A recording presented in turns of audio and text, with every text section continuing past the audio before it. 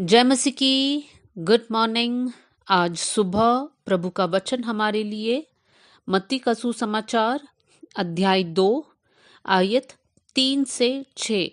The gospel of Matthew chapter 2 verse 3 to 6 आपके लिए पढ़ना चाहती हूँ। यह सुनकर हेरोदेस राजा और उसके साथ सारा यरूशलेम घबरा गया। तब उसने लोगों के सब प्रधान याजकों और शास्त्रियों को इकट्ठा करके उनसे पूछा, मसीह का जन्म कहाँ होना चाहिए? उन्होंने उससे कहा, यहूदिया के बेतलहेम में, क्योंकि भविष्यवक्ता के द्वारा यूं लिखा गया है, हे बेतलहेम, तू जो यहूदा के प्रदेश में है, तो किसी भी रीति से यहूदा के अधिकारियों में सबसे छोटा नहीं, क्योंकि तुझ में से एक अधिपति निकलेगा जो मेरी प्रजा इज़राइल की रखवाली करेगा। कल हम लोगों ने देखा कैसे ज्योतिषियों को पता चलता है कि यीशु का जन्म हुआ, और उस बात को और अच्छे से समझने के लिए कि यीशु का जन्म कहाँ हुआ, ज्योतिषी हेरोदेस राजा के पास आते हैं। और हेरोदेस राजा ये सुनते ही कि यहूदियों का एक नया राजा का जन्म हुआ है, ये खबर सुनते ही हेरोदेस राजा बेचैन हो गया। वहां पर लिखा है 3री आयत में, हेरोदेस राजा और उसके साथ सारा यरूशलेम घबरा गया। हेरोदेस राजा के अंदर ये डर कि मेरा पदवी लेने के लिए किसका जन्म हुआ है, ये तो मेरा राज्य है, मैं यहाँ का राजा हूं, तो ये कौन है जिसका जन्म अभी हुआ है, जिसके बारे में ये ज्योतिषी बोल रहे हैं। और उनके मन में एक बहुत बड़ी घबराहट। तब हेरोदेस राजा क्या करता है? हेरोदेस राजा आयत 4 में इस प्रकार लिखा है, तब उसने लोगों के सब प्रधान याजकों और शास्त्रियों को इकट्ठा करके उनसे पूछता है।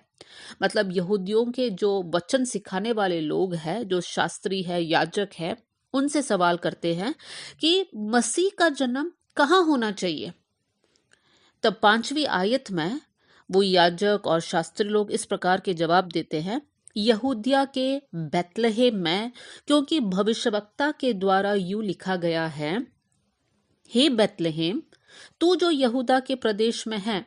देखिए, यहाँ पर प्रधान याजक और जितने भी शास्त्री हैं, वो लोग इस बात को जानते हैं कि एक मसीहा का जन्म होगा और उनका जन्म बेतलहेम में होगा। तब जब ज्योतिषी लोग आते हैं हेरोदेस राजा के पास, तो हेरोदेस राजा को यही याजक और जो शास्त्री है इस बात को समझाते हैं। लेकिन एक दुख की बात यहाँ पर है, यहाँ पर कहीं नहीं लिखा है कि वो लोग तुरंत बालक यीशु को देखने चले जाते हैं। यहाँ पर इनके पास ज्ञान है कि मसीहा का जन्म होगा, और उनको ये भी पता है कि कौन से जगह पे होगा। और अब उनको ज्योतिषियों के द्वारा ये भी पता चला है कि जन्म हुआ है, लेकिन इनके अंदर कोई भी ऐसा उत्सुकता नहीं है कि हमें जाकर देखना है। देखिए, जब ज्योतिषियों को पता चला, इतने दूर से वो लोग आए, जब गडरियों को पता चला, वो लोग तुरंत निकल गए। लेकिन यहाँ पर प्रधान याजक और शास्त्रियों के अंदर कोई खुशी नहीं है। मेरे प्रियो, हमारे जीवन में हमें ध्यान रखना है कि हम इन याजकों और शास्त्रियों समान ना बने। इनके पास ज्ञान है, इनके पास बुद्धि है, वो सिर्फ बुद्धि उनके सिर तक सीमित है, वो उनके जीवन में वो लोग लागू नहीं कर रहे हैं। मेरे प्रियो, हमारे पास भी हो सकता है हम लोग बाइबल को बहुत अच्छे से जानते हैं, सारे डिटेल में हम जानते हैं, लेकिन अगर हम उस वचन को हमारे जीवन में अप्लाई नहीं कर रहे हैं, हमारे जीवन में अगर हम लागू नहीं कर रहे हैं, तो इस सारे ज्ञान का कोई फायदा नहीं है।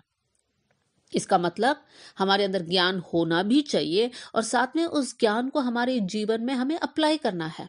अगर हम दूसरों को सिखाते हैं कि आपको दूसरों को माफ करना है, और हम स्वयं अपने दुश्मन को या स्वयं अपने उन लोगों को जिन्होंने हमको दुख पहुंचाया है, उनको हम माफ नहीं कर सकते हैं, तो हम ऐसे ही याजकों और शास्त्रियों समान बन गए, जिनके पास ज्ञान है लेकिन उनका जीवन सही नहीं है। मेरे प्रियो, इस बात पर हमें बहुत ध्यान देना पड़ेगा कि हम लोग दूसरों को जब समझाते हैं, सिखाते हैं, उस समय हमारे जीवन पर भी हमें ध्यान देना होगा, क्योंकि वचन में लिखा है जो सिखाने वाले लोग हैं उन पर 2 गुना दंड होगा अगर वो लोग प्रभु का वचन को नहीं मानेंगे। तो इस बात पर हमें ध्यान देना है और हम आगे बढ़ेंगे।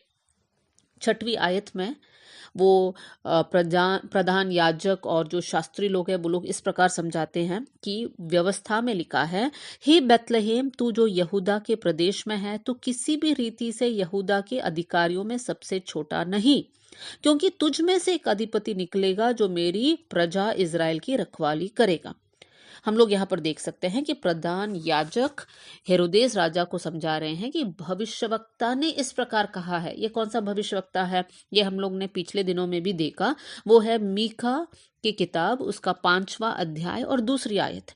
मीका एक भविष्यवक्ता है और मीका ने यह भविष्यवाणी की कि बेतलहम में एक मसीहा का जन्म होगा। उस आयत को मैं आपके सामने पढ़ना चाहती हूँ। हे बेतलहम एप्राता, यदि तू ऐसा छोटा है कि यहूदा के हजारों में गिना नहीं जाता, तो भी तुझ में से मेरे लिए एक पुरुष निकलेगा जो इजराइलियों में प्रभुता करने वाला होगा, और उसका निकलना प्राचीन काल से वरन अनादि काल से होता आया है। यहाँ पर मीका भविष्यवक्ता क्या बोल रहा है? यहाँ पर मीका भविष्यवक्ता बेतलहेम के बारे में कुछ बातों को बता रहे हैं। बेतलहेम के बारे में इस प्रकार बताता है कि वो छोटा है, यहूदा के हजारों में गिना नहीं जाता। मतलब यहूदा में बहुत सारे शहर है, नगर है जो बहुत प्रसिद्ध है, जिसमें बहुत अलग अलग तरीके से लोग अपना जीवन बिताते हैं, जिसके कारण वो लोग प्रसिद्ध है, फेमस है। हो सकता है वहाँ का ऑक्यूपेशन, हो सकता है वहाँ का व्यवसाय। लेकिन बेतलहेम ऐसा एक जगह है जो सबसे छोटा है, यहूदा के हजारों में गिना नहीं जाता। मतलब बेतलहेम को कोई इंपॉर्टेंस नहीं है। लेकिन वहां पर इस प्रकार की भविष्यवाणी मीका देता है, तो भी तुझ में से मेरे लिए एक पुरुष निकलेगा।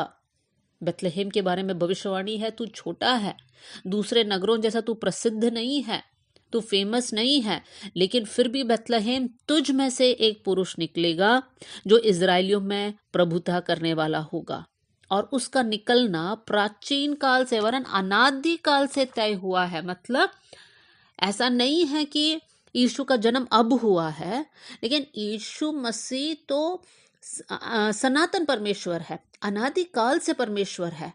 लेकिन यीशु मसीह मनुष्य का रूप लेकर इस समय पर जन्म लेना ये पहले से तय हुआ है। और कहाँ पर जन्म लेगा? बेतलहेम में जन्म लेगा। मेरे प्रियो, जब मीका कहता है बेतलहेम सबसे छोटा है, यहूदिया के बाकी के नगरों से छोटा है, तो हमें ये बात समझना है यीशु मसीह का जन्म ऐसे नगर में होता है जो बाकी नगरों से छोटा है और प्रसिद्ध नहीं है। मेरे प्रियो, हमारे जीवन में भी हमें ये बात समझना है। हम लोग कमजोर होंगे, बलहीन होंगे। हो सकता है बहुत सारे लोग हैं जो हम पर अत्याचार कर रहे होंगे, शोषण कर रहे होंगे, सताव कर रहे होंगे, लेकिन फिर भी हमारे द्वारा परमेश्वर एक बड़ा कार्य को करना चाहता है।